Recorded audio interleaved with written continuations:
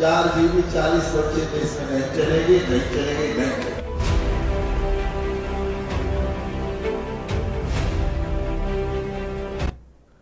नमस्कार, स्वागत है आपका के न्यूज में। आप देख रहे हैं 2024 का महासमर और मैं हूं आपके साथ विशाल पंडित। कुछ अंश सुन के आप समझ गए होंगे कि आज हम बात किस पर करने वाले हैं। कई बार के सांसद और इस बार फिर से अपनी लोकसभा उन्नाव में ताल ठोक रहे साक्षी महाराज एक बार फिर से अपने पुराने काम पर लग गए, यानी विवादित बयान देने पर। 5 लोग ऐसे बयान दे चुके हैं जिनका मतलब कुछ और था। अब उसमें छठा नाम जुड़ गया है साक्षी महाराज का, जिन्होंने फिर से एक बार बातों ही बातों में संविधान बदलने वाली बात कही है। सीधे तो नहीं कहा। इसी पर आज हम बात करेंगे विवादों के महाराज पर।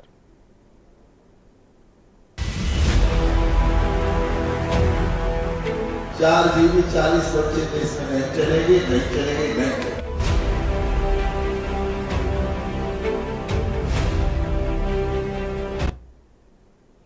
यूपी के उन्नाव से बीजेपी सांसद साक्षी महाराज पर अक्सर अपने बयानों को लेकर सुर्खियों में रहते हैं।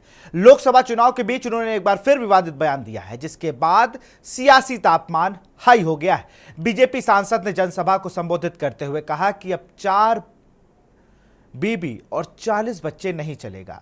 यही नहीं, उन्होंने एक बार फिर से जनसंख्या नियंत्रण कानून की बात दोहराई है। साक्षी महाराज को बीजेपी ने इस बार फिर से उन्नाव से ही टिकट दिया है। इन दिनों वो अपने क्षेत्र में लगातार चुनाव प्रचार कर रहे हैं और जनसभा को संबोधित कर रहे हैं। बुधवार की देर रात विधानसभा भगवंत नगर के बीघापुर में जनसभा को संबोधित करते हुए साक्षी महाराज ने अपनी पुरानी फॉर्म, जो उनकी है ना कि पुरानी फॉर्म में नजर आए। उन्होंने कहा कि अब 2 काम रह गए हैं। मोदी जी के प्रधानमंत्री बनेंगे तो 2 काम करने के बाद ही आपके बीच में आएंगे। और वो 2 काम है क्या, ये साक्षी महाराज की जुबानी ही सुन लीजिए। बीच में आएंगे, एक काम, 2 काम रह गए हैं और दोबारा मोदी जी प्रधानमंत्री बनेंगे तो 2 काम करके हम आपके बीच में आएंगे। एक काम है जनसंख्या नियंत्रण कानून। इस देश में जनसंख्या नियंत्रण कानून, हम दो हमारा एक, जो भी कानून बनेगा एक बनेगा। 4 जीबी 40 बच्चे देश में नहीं चलेगी, नहीं चलेगी, नहीं चलेगी। सोसा की तरह बढ़ाता चली जा रही है जनसंख्या। जमीन कम होती चली और जनसंख्या बढ़ती चली जा रही है। कहां रहेंगे, क्या खाएंगे, कहां पैदा करेंगे? इसलिए जनसंख्या नियंत्रण कानून बनना राष्ट्र में बहुत आवश्यक है और मुझे लगता है आने वाले वर्षों में इस काम को माननीय मोदी जी के नेतृत्व में।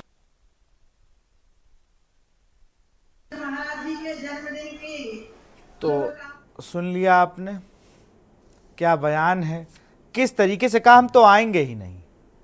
हम प्रचार जीतने के बाद या प्रधानमंत्री जब बनेंगे नरेंद्र मोदी जी, तब हम आएंगे। हमारे साथ गेस्ट का पैनल भी जुड़ा है, जुड़ेगा थोड़ी देर में। भाजपा और कांग्रेस के कई नेता हमारे साथ जुड़ेंगे, उनसे फिर हम बात करेंगे और इस पे आप भी अपना सवाल पूछ सकते हैं।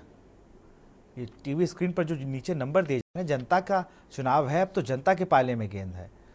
जनता को इस कानून को चाहिए, जनता ये सुनना चाह रही है, नहीं चाह रहा है। जनता चाह क्या रही, ये भी अब जनता की जुबानी ही सुने। जनता अपने सवाल ही पूछ सकती है हमसे। नीचे स्क्रीन पर आपको नंबर दिख रहे हैं, उस पर कॉल करें। हमारे साथ बीजेपी के नेता डॉक्टर रोहित सक्सेना जुड़ चुके हैं, उनका रुख करेंगे। तो थोड़ी देर में ही कांग्रेस से भी हमारे साथ प्रवक्ता जुड़ेंगे। रोहित जी, बहुत बहुत स्वागत है आपका के न्यूज़ में। ये पहली बार नहीं है जब साक्षी महाराज इस तरीके से बयान देते नजर आए हों, लेकिन तब भी इसमें मुझे नहीं लगता इस बयान में कोई खराबी है। ये बयान ठीक है और मुझे लगता है कि जनसंख्या नियंत्रण पर कानून बनना चाहिए और जब कानून बनेगा तो सभी के लिए बनेगा। किसी वर्ग विशेष या किसी व्यक्ति विशेष के लिए कोई कानून नहीं बनेगा। ये जो भी कानून होगा सबके लिए होगा और मुझे लगता है ये इसकी आवश्यकता है देश में और ये होना चाहिए। इसको मुझे नहीं लगता इस पर कोई राजनीति होनी चाहिए, क्योंकि ये बयान ठीक है और भारत में जनसंख्या नियंत्रण की बात अभी से नहीं हो रही, बहुत समय से हो रही है। और इसके पहले की सरकार को जनसंख्या नियंत्रण के लिए आपको पता होगा क्या क्या किया था इमरजेंसी के दौरान। तो मुझे लगता है एक संवैधानिक तरह से कानून बनना चाहिए और उस कानून के तहत काम होना चाहिए। और जनसंख्या एक बड़ी समस्या है, क्योंकि यदि जनसंख्या इस तरह से बढ़ती रहेगी तो मुझे लगता है देश के साधन संसाधनों को उस स्पीड से बढ़ाना कहीं से भी अभी संभव नहीं है। तो जनसंख्या पर कानून अगर आएगा तो आना चाहिए, और मैं इस तरह के चीजों का स्वागत करता हूं। और कानून जब बनता है किसी भी देश में तो लगभग मतलब वहां के सभी लोगों पर इन्फोर्स्ड होता है, उन सब पर प्रवर्तन होता है उसका। तो कानून में कोई बुरी बात नहीं है, जनसंख्या पर नियंत्रण पर कानून आना चाहिए, संवैधानिक रूप से आना चाहिए, संवैधानिक रूप से इसका पालन होना चाहिए। और जैसा आपको पता है 3 तलाक पर ऑलरेडी कानून आ चुका है, तो इस तरह के कानून आते हैं तो सब पर इन्फोर्स होते हैं। इसमें कुछ बहुत मुझे राजनीतिक दृष्टिकोण से कुछ गलत नहीं लगता है। नहीं, बिल्कुल सही बात कही आपने। आपसे सवाल ये है कि जनवरी 2015 साक्षी महाराज ने एक सभा को संबोधित करते हुए कहा था कि भारत में अगर हिंदू धर्म की रक्षा करनी है तो महिला कम से कम 4 बच्चे करे। देखिए उन्होंने किस संदर्भ में इस बयान को कहा था। फिर वही बात आ गई, संदर्भ की बात है तो ये बयान किस संदर्भ में है आप वो बता दीजिए। मैं वही कह रहा हूँ कि उस संदर्भ में अगर उन्होंने किस संदर्भ में यह बयान कहा तो मुझे उस समय का कुछ आइडिया है नहीं, क्योंकि मैं शायद उस बयान से बहुत रूबरू नहीं। अगर आपने ऐसा कहा है और उन्होंने कहा होगा तो बेहतर होगा इसका, क्योंकि अभी शायद थोड़ी देर में साक्षी महाराज भी आपके साथ जुड़ेंगे। तो इस संदर्भ में उनका बयान मैंने आपसे क्या कहा, यदि इस तरह के कानून की बात हो रही है तो इसका स्वागत होना चाहिए। जनसंख्या नियंत्रण पर कानून बनाया जाना बहुत आवश्यक है, लेकिन संवैधानिक दृष्टिकोण से, संवैधानिक तरह से कानून बने और वो भारत के सभी नागरिकों पे एक समान लागू होना चाहिए। और इस तरह के कानून का मुझे लगता है भारत में आवश्यकता है और होना चाहिए। और जिस बयान की आप बात कर रहे हैं तो चूंकि मैं उस बयान का से रूबरू नहीं हुआ, अगर जिस संदर्भ में उन्होंने कहा होगा, क्या कहा होगा, क्यों कहा होगा, तो चूंकि अभी आपके साथ जुड़ेंगे तो बेहतर होगा वो इसका जवाब देंगे। लेकिन इस बयान की मैं प्रशंसा करता हूं और इसका स्वागत करता हूं। किस वाले बयान की? नहीं, किस बयान की? जनसंख्या नियंत्रण वाले की या फिर 4 पत्नी 40 बच्चे नहीं चलेंगे की? मुझे लगता है जनसंख्या नियंत्रण वाले पर मतलब काम होना चाहिए, सरकार को इस पे काम करना चाहिए। दूसरे बयान से कितना इत्तेफाक रखते हैं आप? नहीं, देखिए मैंने आपसे क्या कहा, क्योंकि मैं उससे बहुत रूबरू हुआ नहीं हूं। नहीं, इसी में 2 बयान थे, 2 चीजें थी। उन्होंने पहले कहा कि जनसंख्या नियंत्रण कानून की हम बात कर रहे हैं, और दूसरा उन्होंने कहा, वो दूसरी चीज उन्होंने बताई, उन्होंने कहा कि 4 बीबी 40 बच्चे नहीं चलेंगे। ये भी कहा उन्होंने। नहीं तो नहीं चलने चाहिए। देखिए एक बात समझिए, और फिर भारत के परिवेश की बात करूं विशाल जी, तो हम लोग जिस सभ्यता से जुड़े हैं, जिस परंपरा से जुड़े हैं, हम लोगों को यही सिखाया जाता है कि हमें अपने परिवार के साथ रहना चाहिए, परिवार को बांध के रखना चाहिए, और परिवार के लिए ही हमारा जीवन जो है कटता है। हम लोग सही मायने में एक तपस्वी का जीवन अपना रहे हैं। हम लोग पारिवारिक सांसारिक तपस्या के रूप में इसको अपना रहे हैं, अपने परिवार का भरण पोषण करते हैं, उसके लिए सर्व कुछ करते हैं। आप समझिए, एक जब बैचलर लाइफ होती है, आपकी प्राथमिकताएं बिल्कुल अलग होती है। आपको रोहित जी रोकूंगा, एक दर्शक हमारे साथ जुड़ चुके हैं, एक दर्शक हमारे साथ जुड़े हुए हैं, प्रेम चेन्नई से। प्रेम जी अपनी बात को रखें। नमस्कार सर, मैं ये बोल रहा हूँ कि हमारे प्रधानमंत्री साहब जब चिताओं की आबादी बढ़ाने के लिए बाहर से चिता लेके यहाँ छोड़ के उनकी आबादी बढ़ाना चाहते हैं, तो क्या ये जनसंख्या कमती कर सकते हैं? कैसे होगी जनसंख्या कमती, ये बताएंगे ये लोग? ये सोचते हैं कि जनसंख्या कमती करने से हमारे ऊपर भार कमती पड़ेगा, आगे आने वाली पीढ़ी सुखी रहेगी। अरे तो ये शादी करना मना कर दे, यहाँ पे बोले कि भारतवर्ष में शादी नहीं करेंगे आप लोग। बच्चे पैदा करने के लिए कभी कुछ लाते हैं, अरे कुछ तो सोचिए। जानवरों की आबादी बढ़ाने के लिए चिता लाते हैं, उसके लिए करोड़ों अरबों रुपए हमारे प्रधानमंत्री साहब खत्म करते हैं कि ये प्रजाति विलुप्त हो रही है। जब हम प्राणी विलुप्त हो जाएंगे तो प्रधानमंत्री साहब क्या करेंगे? उनको कितने दिन रहना है? 10 साल, 5 साल, 30 साल रहना है, उसके बाद हमारी प्रजाति भी वो खत्म करके जाएंगे यहाँ से। ये साक्षी जी महाराज कभी कुछ बोलते हैं, कभी कुछ बोलते हैं, क्योंकि एक दूसरी आबादी में 4 शादियां हो रही है, उसको झमेला लेके आबादी बढ़ाने की बात करते हैं। अरे किसका परिवार है, किसका परिवार नहीं है? भगवान ने दिया किसको धन है, किसको नहीं धन दिया है, वो तो राम जी की मर्जी है। उसके लिए आप दूसरों को गरीब बना देंगे, दूसरों की अमीरी की चर्चा करेंगे, ये तो कोई मतलब नहीं है सर। उसके लिए एक संगठित चीज होनी चाहिए। हमारे प्रधानमंत्री साहब कहाँ गायब रहते हैं सर? उनको आबादी से क्या चीड़ है, मेरे को समझ में नहीं आता है। उनको परिवारवाद से क्यों चीड़ है? क्यों परिवार को नष्ट कर दिया उन्होंने? क्यों एक स्टेट में लड़ाई करा रहे हैं? क्यों जाति से लड़ाई करा रहे हैं? खाली एक कुर्सी के लिए। सर 2014 में आए वो प्रधानमंत्री, 2024 पे नहीं आइए। ये मुश्किल है।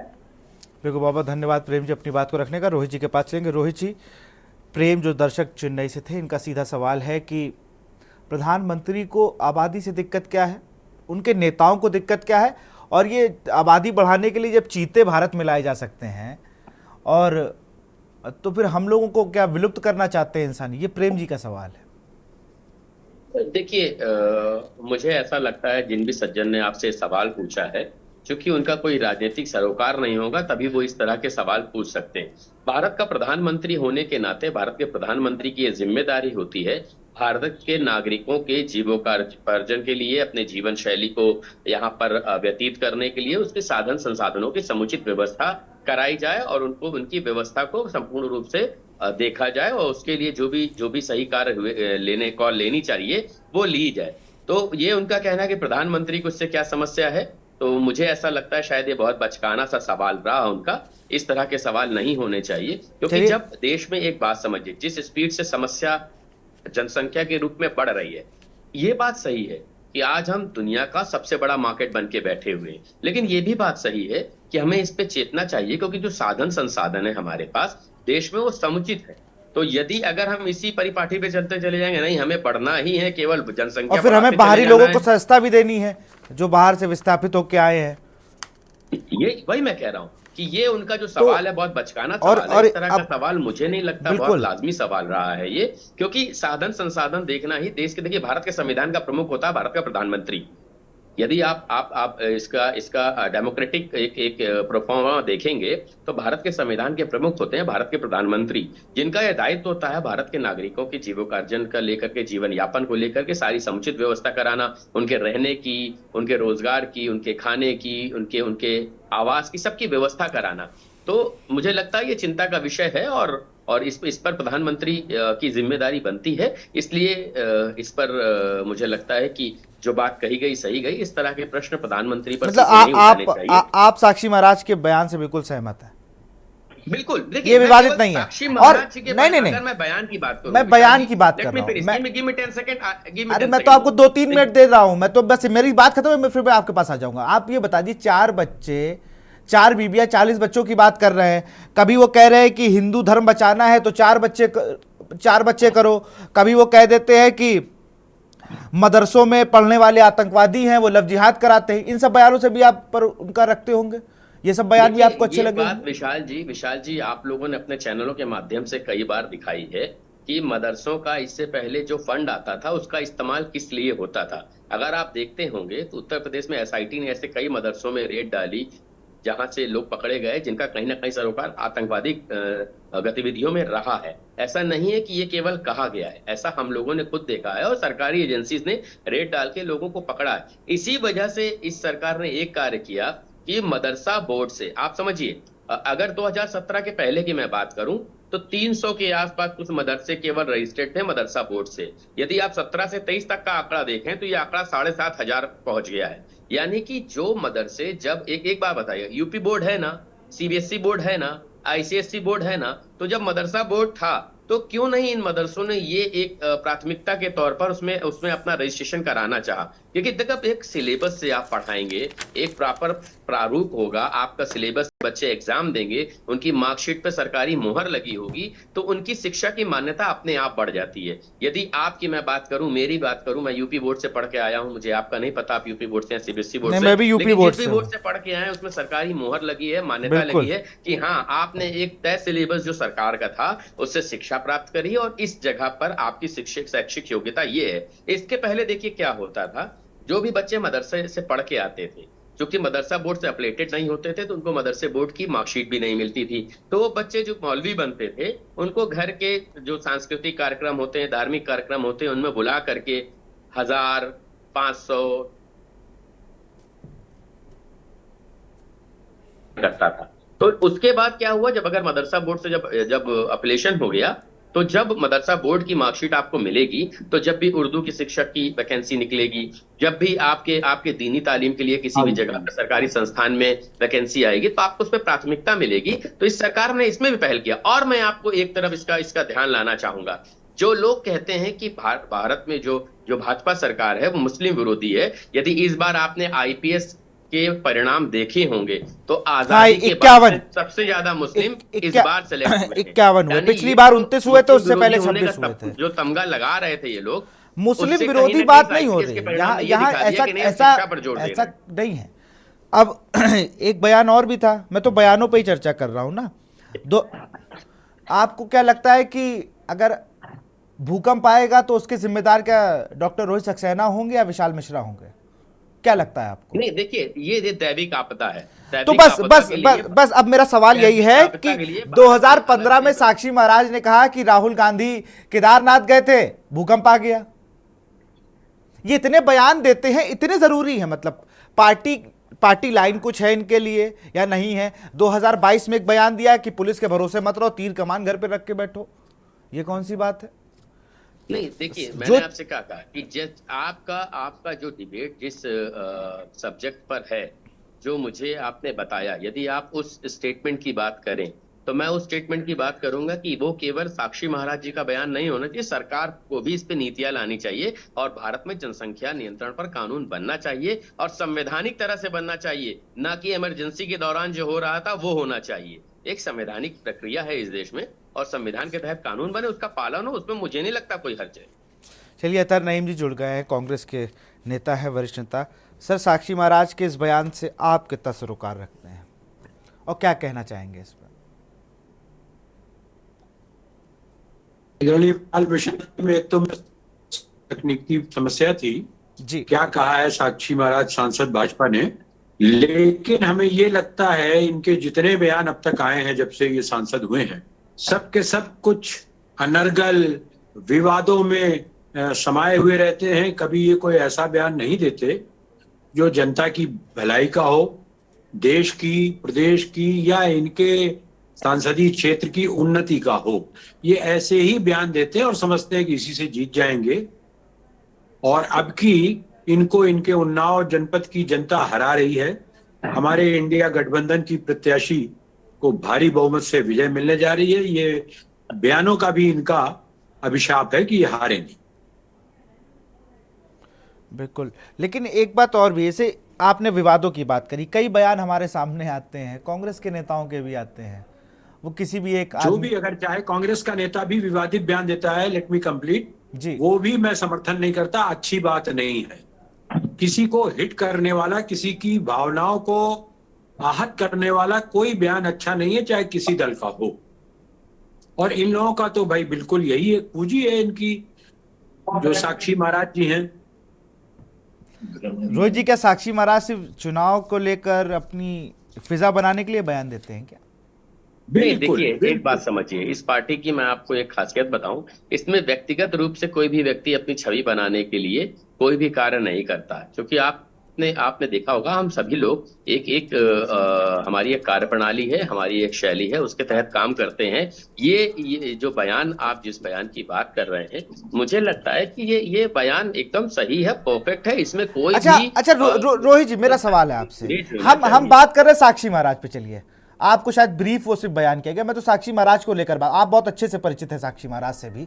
साक्षी महाराज के बारे में ये विवादित बयानों को लेकर तो लगातार कहा जाता है कि भाई ये विवादित बयान देते हैं, इनके कोई बयान में पार्टी नहीं स्टैंड करती है, कभी कभी तो ऐसे बयान देते हैं। नहीं, देखिए मैं आपको एक बात बताऊं, यदि कोई बयान जिस पे देश का कोई सरोकार है, यदि कोई बयान जिसके देश की व्यवस्था का कोई सरोकार है, तो बिल्कुल स्वीकार्य होना चाहिए। लेकिन कोई भी ऐसा बयान जिससे कोई व्यक्तिगत रूप से आहत हो, व्यक्तिगत रूप से किसी को टारगेट किया जाए, मुझे लगता है वो राजनीति में स्वीकार नहीं होना चाहिए, क्योंकि राजनेता देश का एक आइडल होता है।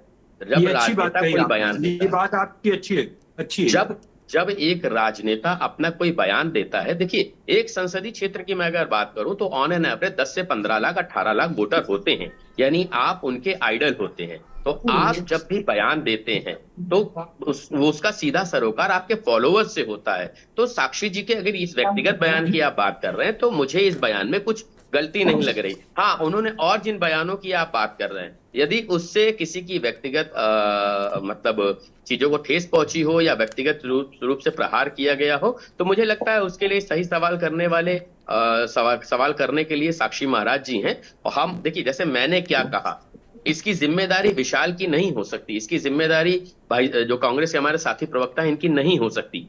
उसकी जिम्मेदारी सीधे सीधे बयान देने वाले की होती है। जैसे राहुल गांधी ने कहा कि हिंदू धर्म में एक शब्द है शक्ति, और हमारा मुकाबला उस शक्ति के खिलाफ है, और शक्ति में सनातन धर्म में नारी के रूप में पूजी जाती है। तो ये इस तरह के बयान मुझे लगता है राजनेताओं को करने से बचना चाहिए। रॉन्ग कोटेशन, रॉन्ग इन्फॉर्मेशन, पूरी बात कही है जो उन्होंने कहा। अच्छा, पूरी बात आप बता दीजिए, फिर मैं आपको quote unquote as it is बताऊंगा। आप जब अभी साक्षी महाराज के बयान जी को कह रहे हैं तो इसको भी आधा अधूरा काट पीट के नहीं, मैं आधा अधूरा नहीं बता रहा हूँ। राहुल गांधी जी का स्टेटमेंट बहुत क्लियर है, आप यूट्यूब पे चला भी सकते हैं अभी, जिसमें उन्होंने कहा हिंदू धर्म में एक शब्द है शक्ति, और हमारी लड़ाई शक्ति के खिलाफ है। ये उनका वर्ड है as it is, quote unquote. के खिलाफ, उसके आगे पीछे को छुपाइए मत। किस शक्ति के खिलाफ कहा उन्होंने? किस शक्ति की आप बात पूछना चाहता हूँ। चलिए एक बार पूरा बयान बता दीजिए, वो बयान था क्या ये तो बता दीजिए। अच्छा, जो शक्ति केंद्रित कर रखा है अहंकारी प्रधानमंत्री तानाशाह ने, उस शक्ति के खिलाफ कहा उन्होंने। इसमें इसका हिंदू धर्म में शब्द है, शक्ति से क्या लेना देना है? आप उसी को तो आगे पीछे अगर आप किसी व्यक्ति विशेष की बात कर रहे हैं जिसमें हिंदू धर्म में एक शब्द है शक्ति, इसको कोट अनकोट कैसे किया आपने? उसी को पूरी तरह से लाइए उनके उस बयान को राहुल गांधी जी। मैं उसी बयान की बात कर रहा हूँ, एज इट इज बयान है। अगर विशाल चाहे तो उस बयान को चला सकते हैं अपने चैनल पे, आप देख लेंगे।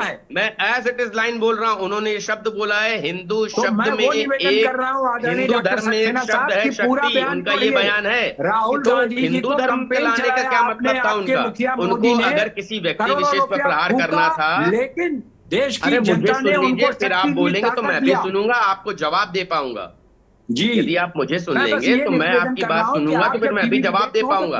आप मुझे एक बात बताइए, यदि आप ये कह रहे हैं कि उन्होंने इस शब्द को प्रधानमंत्री जी की शक्ति से जोड़ा था, तो उसमें हिंदू धर्म में एक शब्द है का क्या मतलब हुआ?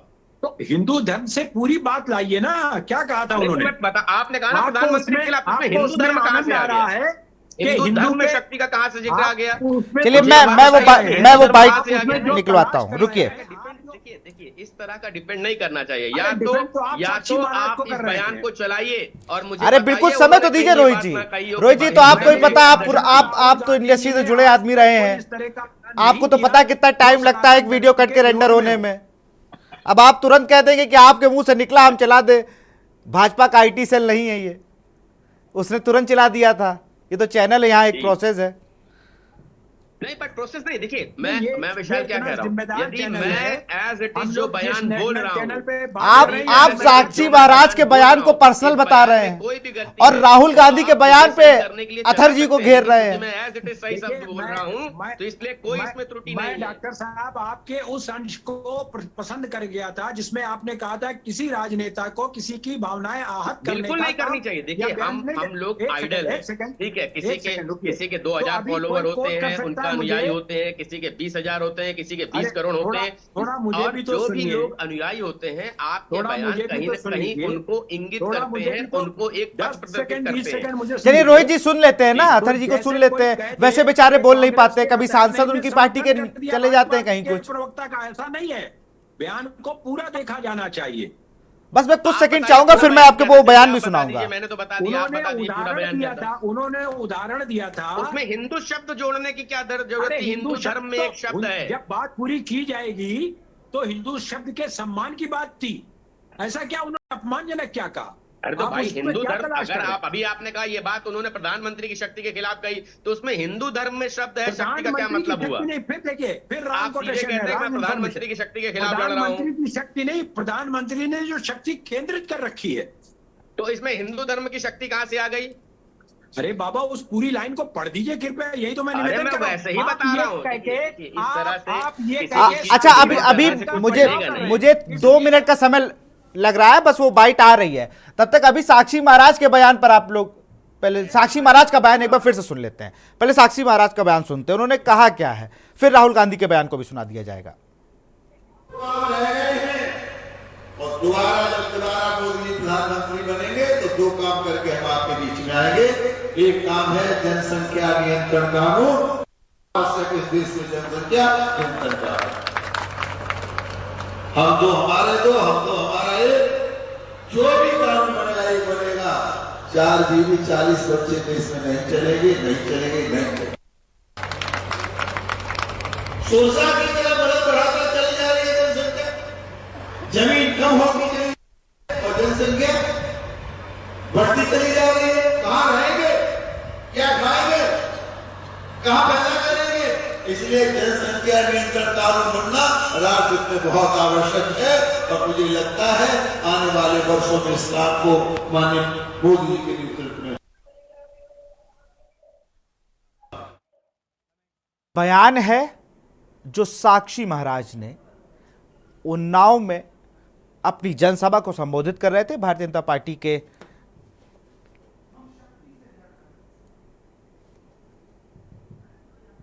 हम दो हमारे दो, हम दो हमारे एक। और साक्षी ने सुना जिस बयान पर हमारे दोनों प्रवक्ता कह रहे थे चलाने के लिए, राहुल गांधी का वो बयान भी आ गया एक बार, वो भी ये भारत जोड़ो न्याय यात्रा के समापन के समय का बयान है, ये वो सुन लीजिए।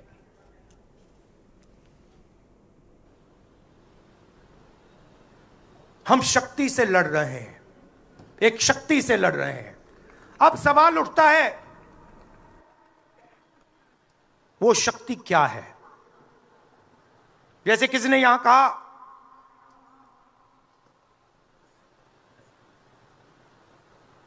राजा की आत्मा ईवीएम में है। सही है, सही है, राजा की आत्मा ईवीएम में है।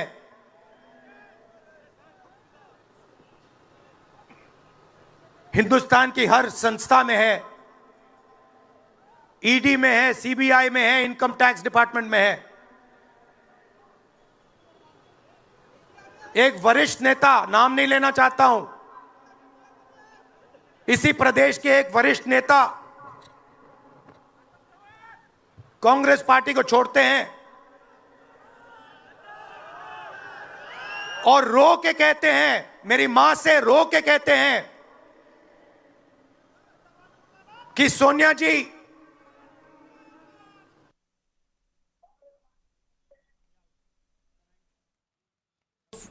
तो फिलहाल जो बयान हमारे पास आया वो ये है कि हम एक शक्ति के खिलाफ लड़ रहे हैं। रोहित जी के पास चलेंगे। फिलहाल जो बयान ये है कि एक शक्ति के खिलाफ हम लड़ रहे हैं। नहीं अब आप भी सुना, आपके पास हो तो आप भी सुना लीजिए, क्योंकि मैं चला। हाँ, आप एक बार चला दीजिए। अभी जो के न्यूज इंडिया ने दिखाया, इसमें कहां से हिंदू धर्म आप ले आए? आईटी सेल से। एक बार वो भी उनके पास जो बाइट है वो भी देख लेते हैं। जी, स्वागत है, स्वागत है।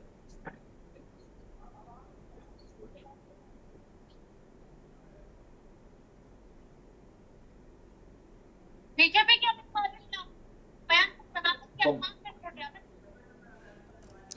हाँ बिल्कुल। अतर जी, आपने भी फिलहाल ये बाइट सुनी जिसकी बात चल रही थी, साक्षी महाराज का भी आपने बयान सुना और आपने बयान सुना राहुल गांधी का भी, जहां शक्ति की बात हो रही थी। अतर जी, और हमारे साथ दिक्कत की जो जिम्मेदारी हमको मिलती है उसको बिल्कुल अतर जी से हम जुड़ने की फिर से कोशिश करेंगे। और आपको बता दें, दो बयान है साक्षी महाराज और दूसरे बयान का जिक्र हमारे पैनलिस्टों ने कहा कि ये बाइट क्यों नहीं, आप इसको भी लीजिए कि राहुल गांधी ने जिस तरीके से जो बयान दिया, ये भारत जोड़ो न्याय यात्रा का समापन था। महाराष्ट्र में ये रैली हुई थी जहां पर पूरा इंडिया गठबंधन अपना शक्ति प्रदर्शन कर रहा था, उस पर यह बयान दिया गया था। हाँ जी, आप तक हमारी आवाज पहुंच रही है? जी, आने लगी जी, बस वही मैं कह रहा हूं। आपने साक्षी महाराज का बयान सुना, उनका रहोगे कहां, खाओगे क्या, जमीन नहीं बचेगी, बच्चे हो जाएंगे। और उन्हीं का एक बयान है 2015 का कि हिंदू धर्म बचाना है तो 4 बच्चे करिए। कितने हास्यास्पद हैं इनके बयान, क्या ज्ञान है इनका, क्या राजनीतिक परिपाटी बना रहे हैं, क्या संसदीय मर्यादाओं का ध्यान रख रहे हैं। हमें तो आश्चर्य होता है, इनको क्या कहें भाई। साधु के वेश में दिख रहे हैं तो मैं इनको ज्ञानी मानता हूं, सम्मान करता हूं, इनका अभिवादन करता हूं, लेकिन जो इनके बोल हैं वो बड़ा प्रश्न चिन्ह लगाते हैं। अभी ये 2 ही बयान एक ही विषय पर कि 4 बच्चे पैदा करो और फिर वो कर रहे हैं। लगता है उनका बयान आ गया।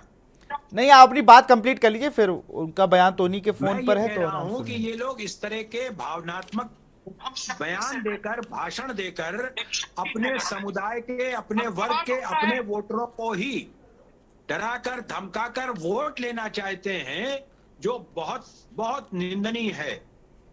जो आपका समर्थन कर रहा है उसको आप डरा रहे हैं, ये क्या मतलब है? अच्छा, कभी आपको डर नहीं लगता? आप इतना खुल के बोल रहे हैं, अगर इतना ही डर की बात है तो।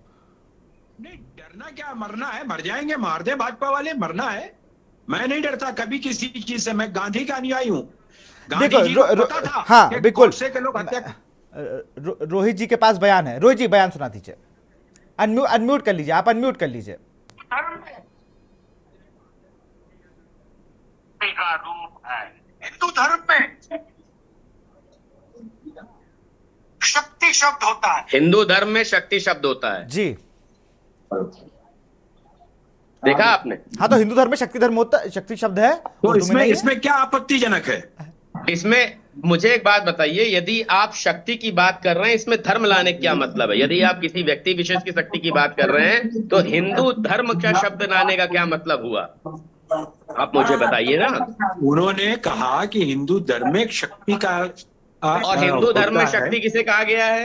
हिंदू धर्म में शक्ति किसे कहा गया है, मुझे ये भी बता दीजिए। आपको पता नहीं है, मुझे बताना पड़ेगा। तो आप बताइए ना। आपने तो कह दिया नहीं, उन्होंने कहा शक्ति, प्रधानमंत्री की शक्ति के खिलाफ। हिंदू नहीं, धर्म नहीं, में नहीं, शक्ति नहीं, का मतलब हाँ। होता है नारी, देवी। बिल्कुल। हाँ, और उनका कहना है कि मैं हिंदू धर्म में एक शब्द है शक्ति, उसके खिलाफ लड़ रहा हूं। क्या वो देवियों की शक्ति के खिलाफ लड़ रहे हैं? क्या वो नारियों की शक्ति के खिलाफ लड़ रहे हैं? यही गलत कोटेशन है। उन्होंने ये नहीं कहा कि अरे मैं उस उन्होंने शक्ति कहा, के मैंने खिलाफ आपको लड़ रहा सुना दिया ना, इनके पास पूरा बयान नहीं था, मैंने हूं। पूरा बयान आपको सुना दिया। उन्होंने प्रधानमंत्री के शक्ति के अरे तो दुरुपयोग हिंदू को धर्म कहा। में शब्द शक्ति की बात क्या आ गई? देखिए एक बात समझिए, बिल्कुल, अगर बिल्कुल, आप किसी चीज को धर्म से जोड़ेंगे तो उस धर्म में उस शब्द के जो मायने होंगे, उस मायने को समझना बहुत जरूरी है। उसको तोड़ मरोड़ कर अरे दुरुपयोग मैं कर तो रहे हैं। सीधा सीधा बिल्कुल बयान सुना दिया भाई सीधा मैंने। दुरुपयोग कर विशाल रहे जी के हैं। पास नहीं नहीं कहा। था, विशाल जी के ऐसा पास नहीं पूरा कहा। बयान अच्छा, नहीं था। मैंने एक चीज पूरी और भी है, तरह से अभी विशाल अभी जी अभी हमारे एक साथी ने बताया। रोहित जी, अच्छा, छोड़िए। रोहित जी, भाई साहब क्यों कर सुनिए, रहे एक हैं मिनट रुकिए, एक मिनट रुक जाइए, एक मिनट रुक जाइए विशाल भाई। रुक गया। अच्छा मेरी विशाल बात भी भाई, सुन लीजिए, अगर आप दोनों मुझे लोग एक की बात बात हो गई बताइए। हो। अतः जी से मेरा सवाल है, क्या बीबी शब्द उर्दू होता है? अतहर जी, अतहर जी, कौन सा आपको बीवी, बीवी शब्द, बीवी का प्रयोग जो किया, बीवी, क्या ये शब्द उर्दू? अच्छा, हाँ उर्दू है। तो रोहित जी, ये तो सीधा टारगेट है एक कौम के ऊपर, ये तो सीधी बात है। नहीं देखिए, आम कुछ भी देखिए मैं भी टारगेट करें। देखिए जो कोई धर्म टारगेट है। इसलिए नहीं है, मेरी एक इन्होंने बात समझिए। सारे अगर संविधान को कानून रौंद आया, रखा मुझे है। एक बात जब बताइए विशाल जी, पार्लियामेंट के अंदर अगर मुसलमानों का कानून नाम आया, लेके गाली बकते हैं सांसद मुझे इनके। एक बात बताइए, यदि कानून आया तो क्या वर्ग विशेष के लिए आएगा? क्या व्यक्ति घुमाइए विशेष मत के बात लिए को। आएगा? जो जो एंकर महोदय ने कानून पूछा आएगा, इसकी इस बात करिए देश में ना। जो भी कानून बनता है वो सभी के लिए होता है, ना धर्म विशेष के लिए होता है, ना व्यक्ति विशेष के लिए होता है, ना संप्रदाय विशेष के लिए होता है, ना पंथ विशेष के लिए होता है। यदि कोई चीज एज अ लॉ इन्फोर्स करी गई तो that is enforce for everybody, every community of the country and the citizen of India. आप वो एक बार सब भारत पर के एक संविधान तरह से पे लागू होगा। दृष्टिपात कर लीजिए। एक बार भारत के संविधान पे दृष्टिपात कर लीजिए, कई जगह ऐसा है। मैं छोटा सा उदाहरण दे रहा हूं। हिंदू अविभाज्य परिवार, ये किसके लिए? सबके लिए है कि केवल हिंदू परिवार के लिए है? इसीलिए तो कहा जा रहा है कि भाई साहब एक देश एक कानून की बात हो रही है कि ना मुस्लिम पर्सनल लॉ हो चले, ही ना नहीं हिंदू सकता। अविभाजित इस पे चले, डिबेट करा लीजिए संसद में। हिंदू उत्तराधिकार चले। ये देश बहुपरंपरा इसीलिए तो का कहा है। जा रहा है एक देश एक कानून। और अगर तो हमें कोई दक्षिण आपत्ति नहीं है एक देश एक कानून में, तो आपको क्या आपत्ति है? दक्षिण भारत में आपके नेता तमिल परंपरा की इतनी बातें कह गए और बहुलतावाद की बात कर गए और कहते हैं एक देश। उत्तर भारत में आके समझाते हैं आप वोट बटोरने के लिए। नॉर्थ ईस्ट में क्या कह आते हैं? आप लोगों के सारे बयान निकाल दिए जाए तो आप लोग अगर थोड़ा भी शर्म का कुछ पुट हो तो खड़े नहीं हो सकते हैं। अभी अच्छा, इन्होंने एंकर आप महोदय तो ने कहा वैसे ही खड़े नहीं हो पा रहे हैं, आप तो कहाँ? वैसे ही खड़े नहीं हो पा रहे हैं। बताइए अब कहाँ उसके नहीं लिए हम खड़े लोग क्या हो पा कर रहे? सकते हैं भाई हम साहब? आपके सामने खड़े हैं, आपको हरा कर दम लेंगे। अगर यहाँ 50 से हम ज्यादा का सीट मतलब आ है जाएंगी तो आपकी बताइएगा। सत्ता से, सुनिए आपकी विशाल सत्ता जी, से। जी मैं सुन रहा हूं, आजादी मैं तो के नोट भी कर रहा बाद हूं। मैं तो इस सबसे टाइम कम सीटों पर कांग्रेस इस बार लड़ रही है जी। ये कांग्रेस ध्यान का रखिए, मजबूत जनाधार दो है। सीटें थी। और आप अपनी ये अपनी ध्यान पैतृक रखिए, सीट छोड़ भारतीय करके गांधी जनता परिवार पार्टी चला के गया। दो सांसद आप थे, समझ वो रहे हैं, उनको भी दोनों हकीकत अपने पता है कि दम क्या पे थे। हकीकत है उनकी। आज अपनी जो एक पुश्तैनी सीट थी दोनों, उन दोनों सीटों को परिवार ने छोड़ दिया। अभी और छोड़ा किस कहाँ, अभी बेस पे प्रत्याशी है? आएगा। अच्छा, आप लोग बहुत जल्दी करते हैं। ना ना ना रोहित जी, उनको समय दीजिए ना। अब आपने क्या किया, रायबरेली आप भी नहीं घोषित कर रहे हैं, कैसरगंज में आप भी घोषित नहीं कर रहे हैं। कैसरगंज में कर दीजिए, चलिए, वो भी तो भाजपा की नहीं, देखिए, पैतृक सीट है। हमारे कैसरगंज में करिए ना। एक बात समझिए, रायबरेली में आपने नहीं किया, एक बात समझिए। रायबरेली में तो आपने भी नहीं की। सोनिया गांधी ने कर्नाटक से राज्यसभा की सदस्यता ले ली। जानकारी इसका सही कर मतलब दूं, ये राजस्थान सर्वसत्य है कि वो, राजस्थान रायबरेली है सीट से रोहित जी, नहीं राजस्थान लड़ेंगी। से ली है। अरे मतलब तो आप निकाल बहुत लेते हैं। हमारे यहाँ कोई भी कार्यकर्ता लड़ सकता है। अगर सोनिया जी ने अपनी आयु को देखते हुए सदस्यता ले ली तो आप इसका जो चाहे मतलब निकाल लें। राज्यसभा सांसद होते हुए और लड़ सकता है कोई। मैं तो बहुत आश्चर्यचकित रहता हूं। अच्छा, सोनिया गांधी सांसद रहने के बाद कितनी बार गई है रायबरेली, मुझे बताइए। मैं ये कह रहा हूं, Comparison of बिल्कुल। प्रधानमंत्री मेरा सवाल रोहित जी से, परिवारवाद और अतर जी आपको रोकूंगा, अतर जी आपको रोकूंगा, पैतृक रही है। बिल्कुल। रोहित जी, एक बड़ी आश्चर्यचकित बात है कि आप 80 में 80 जीतने जा रहे हैं। आप ऐसे दावे कर रहे हैं कि हम 80। रोहित जी बात तो सुनिए, अरे सवाल तो सुन लीजिए सर, सवाल तो सुन लीजिए। आप लोग दावा कर रहे हैं हर मन से 400 पार और यूपी में 80 की 80, इतना बड़ा दावा कर रहे हैं। फिर चाहे रायबरेली सोनिया छोड़े और चाहे अमेठी से राहुल गांधी छोड़े, आपसे क्या मतलब? आप अपना चुनाव आप तो जीत ही गए ना। आप तो हमें लग रहा है खादी आदि कुर्ता आपने सिलवा लिया होगा। 400 सीटें ला रहे हैं, हमने कहा मना किया। अरे साहब, आप 150 सीटें नहीं पा रहे हैं, 400 कहां भ्रम फैला रहे हैं आप। कहीं है नहीं, कई प्रदेशों में नहीं है। इसको नोट कर लीजिएगा विशाल जी। अरे हम तो सारी चीज नोट कर रहे हैं। 4 जून को इसको चलाइएगा जरूर। बिल्कुल बिल्कुल चलाएंगे। क्या मतलब है, आप कैसे चलाना क्या है? अगर 400 आई तो चलाना है, नहीं आने पे चलाना, ये भी क्लियर कर जाइएगा, वरना हमने कुछ चलाया तो आप हम पे गुस्सा करें। दोनों पे चलाइएगा और दोनों को बुलाइएगा। जी जी, चलाना क्या ये तो बता दीजिए। मैं तैयार हूं। आप बता दो चलाना क्या है। मैं तो पेन लेके बैठा हूं कि आप जो बोले मैं नोट कर लूं ना। आपने ये कहा कि कांग्रेस की कितनी सीटें आ रही हैं। जिम्मेदार चैनल है के न्यूज़ 50 नहीं इंडिया, आएंगी। वहाँ रिकॉर्डेड है। 50 नहीं आएंगी कांग्रेस की। कौन सी सेटिंग कर रखी है? 50 सीटें कौन इनकी सी नहीं सेटिंग आएंगी। कर रखी है? और अगर आ गई, अथर जी कह रहे अगर आ गई तो तो आप कर्नाटक नहीं जीतते। सेटिंग कर रखी होती, आप तेलंगाना नहीं जीतते। सेटिंग कर रखी होती तो आप हिमाचल नहीं जीतते। सेटिंग कर रखी होती तो पंजाब नहीं जीतते, दूसरी पार्टी के लोग।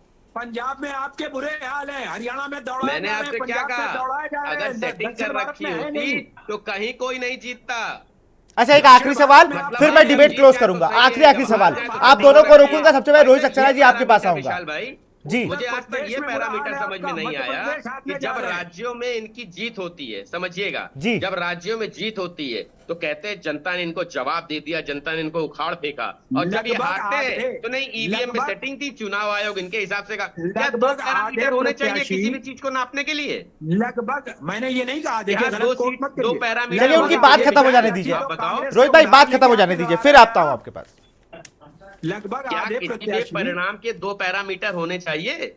यदि आप जीत रहे हैं तो जनता ने अच्छा, जवाब दे आपके दिया, अंदर यदि क्या आपने है कि जीत लोग रहे हैं आपको तो बेईमान भाजपा को समझते उखाड़ हैं। फेंका, यदि आप जीत ऐसा रहे हैं तो क्या जनता है का कि भ्रम हो गया। आपकी लेकिन आप हार रहे हैं, विश्वसनीयता ईवीएम पर- सेट है, चुनाव आयोग सेट है, ईडी सेट है, आप जब आईटी सीटों सेट का है। नंबर बता देंगे कि हमको इतनी सीटें मिलेंगी, इससे आपकी विश्वसनीयता पे प्रश्न चिन्ह लगता है। कोई अरे सीट नहीं हमारे बता काम सकता। पर हम सुनिए, चलिए। बात समझिए, काम हमारे पर काम ठीक नहीं पर बता हमें सकता। विश्वास है। मैं दोनों लोग को रोकूंगा, फाइनल सवाल लूंगा रोहित सक्सेना जी से, फिर मैं ये डिबेट को क्लोज करूंगा। फाइनल सवाल, मैं अथर जी आपको रोकना चाहूंगा। रोहित जी, मेरा फाइनल सवाल आपसे, कैसरगंज, रायबरेली, मछली शहर प्रत्याशी कब घोषित होंगे? ये कैसरगंज घोषित करे। अतर नहीं जी, आप जो चुनाव परिणाम दिखाते हैं, एग्जिट पोल दिखाते हैं, अभी भी जैसे एग्जिट पोल दिखाए जा रहे हैं, तो क्या आप सेटिंग से दिखाते हैं? आप भी नहीं, आकलन अक्सर करते हैं वो ना, अक्सर गलत होते हैं, अक्सर सही आकलन होते करके हैं। बताते हैं ना कि किसकी सरकार आ रही सही है, होते हैं, किसको चलिए, कितनी ठीक है, सीटें की बहुत बहुत शुक्रिया संभावना डॉक्टर रोहित सक्सेना, आपका भी हमसे जुड़ने के लिए। अथर नईम जी आपका भी बहुत बहुत शुक्रिया हमसे जुड़ने के लिए। विवादों के महाराज, और इस डिबेट में तो अलग ही विवाद हुआ, राहुल गांधी के बयान पर भी चर्चा हुई, लेकिन घूम फिर के वही बात, चाहे वो 2015 का बयान रहा हो या 2015 में जब बयान दिया था कि भूकंप आ गया, राहुल गांधी की देन है। अब आज जो बयान दिया कि भाई 4 बीबी 40 बच्चे नहीं चलेंगे, और 2015 में इन्होंने ही बयान दिया था, जनवरी का वो महीना था, सर्दी का समय, कि हिंदू धर्म की रक्षा करनी है तो 4 बच्चे कम से कम करिए। तो साक्षी महाराज के पास क्या यही एक बूस्टर है अपने चुनाव को उठाने का? बाहुल्य जनसंख्या वाले इलाके में जाकर जब ये करते हैं जनसभा, तो इस तरीके के बयान क्यों देते हैं? और लोग तो एक चीज़ और भी कहते हैं कि साक्षी महाराज से अगर आपको मिलना हो तो 10 सालों में सिर्फ शनिवार को मिले हैं, सिर्फ शनिवार को। वो शनिवार को ही लोगों से मिलते हैं, बाकी 6 दिन वो अपनी यात्राओं में रहते हैं, ऐसा लोग कहते हैं। फिलहाल उन्नाव से उन्हें भारतीय जनता पार्टी का प्रत्याशी बनाया गया है। सामने इंडिया गठबंधन से अन्नू टंडन है। क्या होगा ये तो जिस दिन वोटिंग होगी तो पता चलेगा, या फिर 4 जून को फाइनल नतीजों के बाद। फिलहाल 2024 के महासमर में इतना ही। देखते रहिए के न्यूज़ इंडिया। नमस्कार। 4 GB 40 बच्चे देश में नहीं चलेंगे, नहीं चलेंगे, नहीं चलेंगे।